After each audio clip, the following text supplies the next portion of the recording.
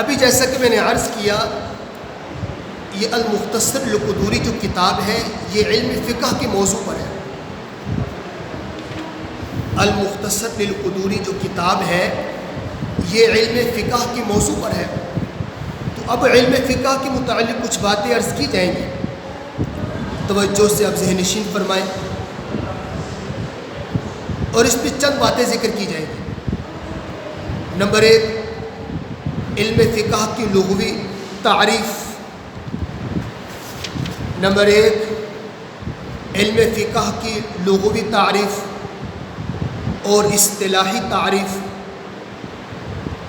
Number 2، علم فقہ کا موضوع۔ نمبر 3، علم فقہ کی غرض و غایت۔ نمبر 4، علم فقہ کی عظمت۔ نمبر 4، علم فقہ کی عظمت۔ دوبارہ دہراتا ہوں کہ یہ کتاب علم فقہ کے موضوع پر ہے، تو لہذا چند باتیں ذکر کی جائیں گی علم فقہ کے متعلق، جس میں سب سے پہلی بات علم فقہ کی لغوی اور اصطلاحی تعریف ذکر کی جائے گی۔ نمبر 2، علم فقہ کا موضوع۔ نمبر 3، علم فقہ کی غرض و غایت۔ نمبر 4، علم فقہ کی عظمت۔ اب ترتیب وار ہر ایک میں وضاحت ذکر کرتا ہوں، توجہ سے بات کو ذہن نشین کر لی جائے، پھر اس کو یاد بھی کر لیا جائے تاکہ فائدہ بھی ہو۔ پہلی بات، فقہ کا لغوی معنی۔ فقہ کا لغوی معنی ہے کسی چیز کو کھولنا اور واضح کرنا۔ فقہ کا لغوی معنی ہے کسی چیز کو کھولنا اور واضح کرنا۔ فقہ کا لغوی معنی ہے کسی چیز کو کھولنا اور واضح کرنا۔ فقیہ اس عالم کو کہتے ہیں جو شریعت کے احکام کو واضح کرے۔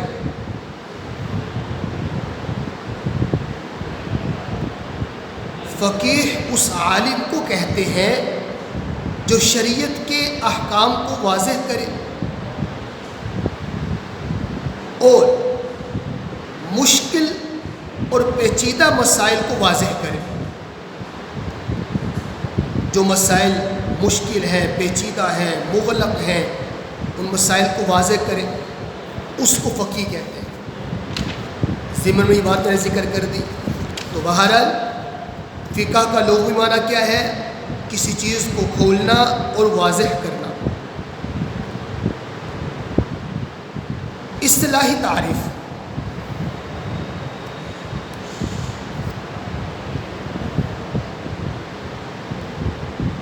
فقہ کی اصطلاحی تعریف۔ فقہ احکام شرعیہ فرعیہ کے اس علم کو کہتے ہیں۔ فقہ احکام شرعیہ فرعیہ کے اس علم کو کہتے ہیں جو احکام کے ادلہ مفصلہ سے حاصل ہو، جو احکام کے ادلہ مفصلہ سے حاصل ہو، جو احکام کے ادلہ مفصلہ سے حاصل ہو۔ فقہ احکام شرعیہ فرعیہ کے اس علم کو کہتے ہیں جو احکام کے ادلہ مفصلہ سے حاصل ہو، جو احکام کے ادلہ مفصلہ سے حاصل ہو۔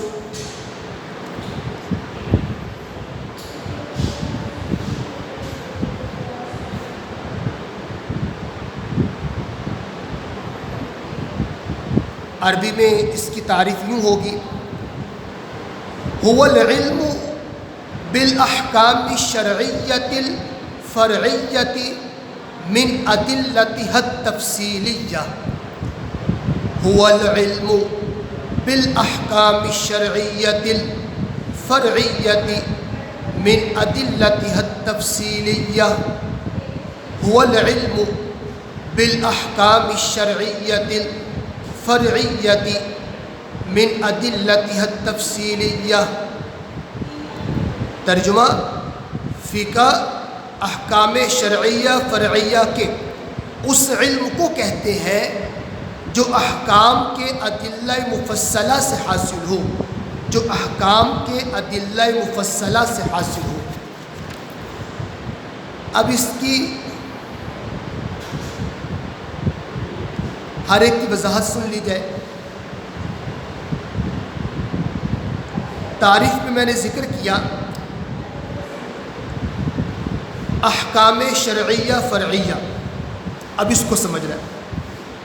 احکام شرعیہ، احکام فرعیہ، یہ کیا چیز ہے؟ احکام شرعیہ اور احکام فرعیہ کو سمجھ رہا ہے۔ دیکھو بچوں، احکام کی دو قسمیں ہیں۔ احکام جمع حکم کی ہے، تو احکام کی دو قسمیں ہیں۔ یا احکام جو ہیں، یوں سمجھ لیں، احکام جو ہیں دو قسم کے ہوتے ہیں۔ احکام جو ہیں دو قسم کے ہوتے ہیں۔ احکام جو ہے دو قسم کے ہوتے ہیں، ایک ہے اصلی، ایک ہے فرعی۔ ایک ہے اصلی اور ایک ہے فرعی۔ نمبر ایک، احکام اصلی، جس کو احکام شرعیہ بھی کہا۔ احکام اصلی، اس کو سمجھ لیں۔ احکام اعتقادی کو اصلی احکام کہتے ہیں۔ احکام اعتقادی کو اصلی احکام کہتے ہیں۔ احکام اعتقادی کو اصلی احکام کہتے ہیں۔ اعتقادی سے مراد بیٹا جس میں عقائد کا ذکر ہوتا ہے، جیسے اللہ کی وحدانیت، نبی کریم صلی اللہ علیہ وسلم کی رسالت، آخرت کا علم، یہ سب عقیدے کی باتیں ہیں نا، جس کو احکام اعتقادی سے تعبیر کیا۔ تو احکام اعتقادی کو اصلی احکام کہتے ہیں، جیسے اللہ رب العزت کی وحدانیت کا اقرار کہ اللہ ایک ہے، نبی علیہ السلام کی رسالت کا اقرار، آخرت کا علم، یہ سب احکام اعتقادیہ ہیں، اصلی احکام کہلاتے ہیں۔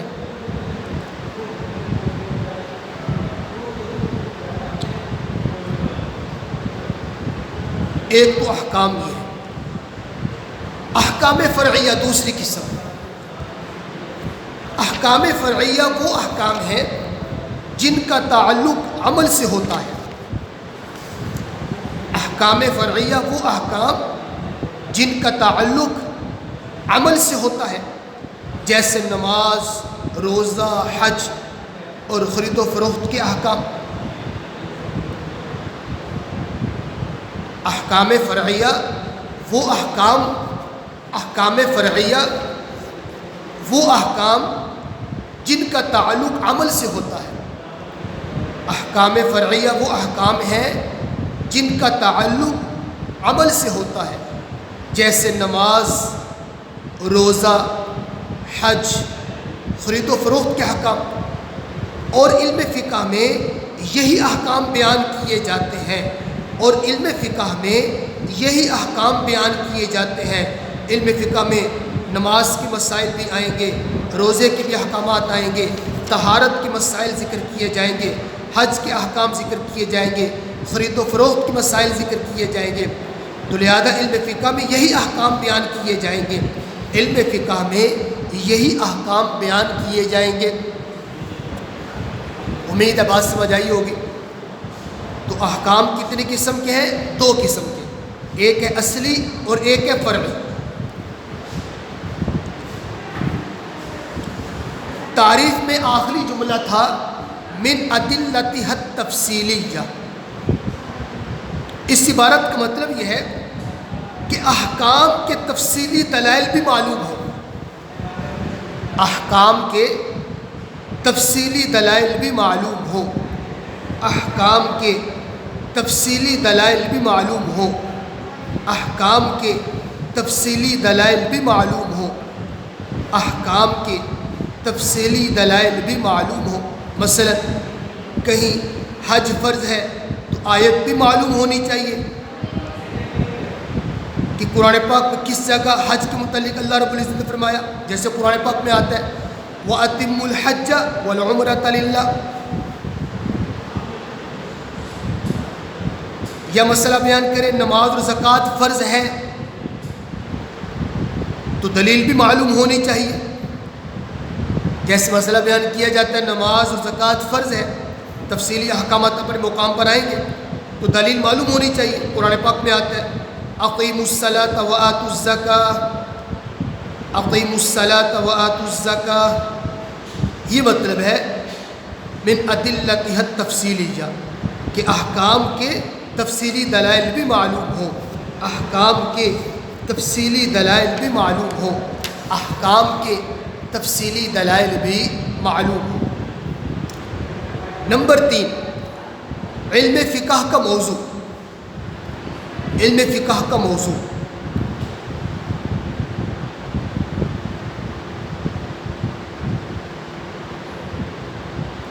مکلف آدمی کا فعل اور عمل جس سے یہ بحث کی جائے، مکلف آدمی کا فعل اور عمل جس سے یہ بحث کی جائے یہ فرض ہے یا واجب ہے یا سنت مؤکدہ ہے یا سنت غیر مؤکدہ ہے یا نفل ہے یا مستحب ہے یا حرام ہے،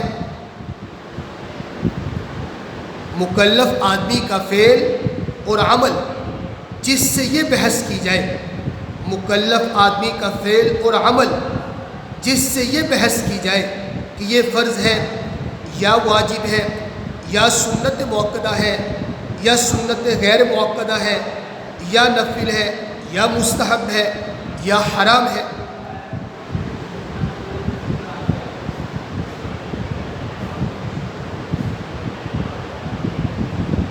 تو مکلف آدمی کے اعمال کے بارے میں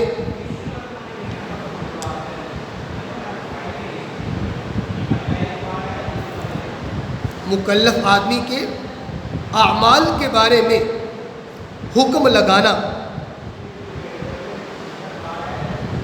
علم فقہ کا موضوع ہے۔ مکلف آدمی کے اعمال کے بارے میں، مکلف آدمی کے اعمال کے بارے میں بحث کرنا اور حکم لگانا علم فقہ کا موضوع ہے، علم فقہ کا موضوع ہے۔ مکلف آدمی کی قید اس لیے لگائی نابالغ بچہ اور مجنون کے اعمال پر شریعت کا کوئی حکم لاگو نہیں ہوتا۔ مکلف کی قید اس لیے لگائی، مکلف آدمی یعنی جو بالغ آدمی ہے، بالغ مرد و عورت، مکلف سے مراد بالغ مرد و عورت، تو یہ مکلف کی قید اس لیے لگائی نابالغ بچہ اور مجنون کے اعمال پر شریعت کی طرف سے کوئی حکم لاگو نہیں ہوتا، شریعت کی طرف سے کوئی حکم لاگو نہیں ہوتا، صرف مکلف آدمی کے اعمال پر بحث ہوتی ہے، بالغ آدمی کے اعمال پر بحث ہوتی ہے، اس کا یہ عمل کیسا ہے، اس کا یہ عمل کیسا ہے، مکلف آدمی کے اعمال پر بحث ہوتی ہے۔ آگے ہے علم فقہ کی غرض و غایت۔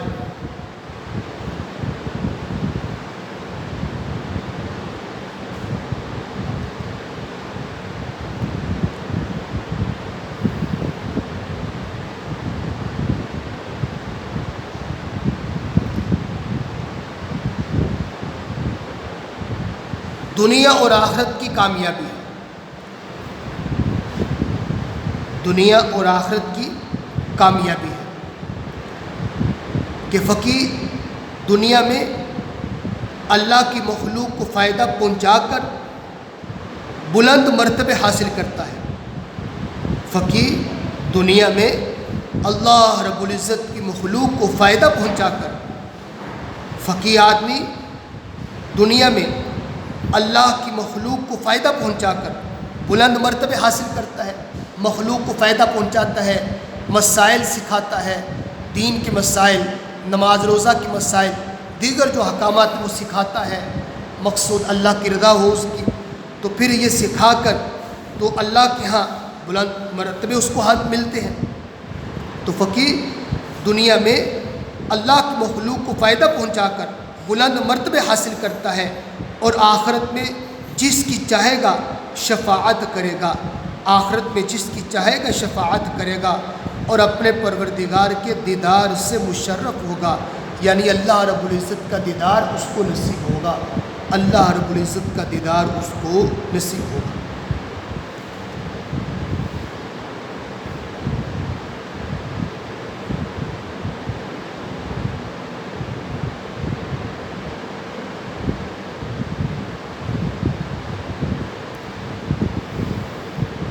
علم فقہ کی عظمت، علم فقہ کی عظمت اس سے بڑھ کر کے عظمت ہوگی کہ نبی علیہ الصلوۃ والسلام نے بہت بلند الفاظ میں فقیہ آدمی کی تعریف کی ہے، جیسا کہ حدیث مبارکہ میں آتا ہے، قال رسول اللہ صلی اللہ علیہ وسلم من یرید اللہ بہ خیر یفقہہ فی الدین۔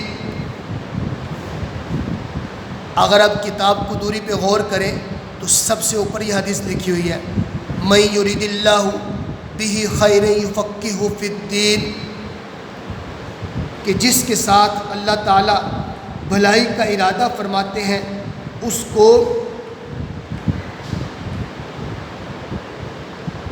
دین کی سمجھ عطا فرماتے ہیں، اس کو اللہ تعالیٰ دین کی سمجھ عطا فرماتے ہیں، اس کو اللہ تعالیٰ دین کی سمجھ عطا فرماتے ہیں۔ یہ علم فقہ کی عظمت پر ہے کہ اللہ تعالیٰ جس کے ساتھ بھلائی کا ارادہ فرماتے ہیں اللہ اس کو دین کی سمجھ نصیب فرما دیتی ہے، یہ عظمت کی بات ہے۔ تو اللہ سے دعا ہے کہ اللہ ہمیں بھی اپنے مقربین میں شامل فرما لے، اور ہمیں بھی اعمال صالح کے اللہ توفیق عطا فرمائے، اور دل جمعی دھیان اور توجہ کے ساتھ وقت کو قیمتی بناتے ہوئے ہمیں اللہ اسباق کو پڑھنے کی توفیق عطا فرمائے۔ ہر بچی جب سبق پڑھنے لگے تو نیت درست کر لے کہ علم دین کے سیکھنے سے مقصد اللہ کی رضا ہے کہ اللہ ہم سے راضی ہو جائے۔ وآخر دعوانا الحمد للہ رب العالمین۔ کل سے انشاءاللہ ہم آگے باقاعدہ کتاب کا آغاز کریں گے۔ السلام علیکم ورحمۃ اللہ وبرکاتہ۔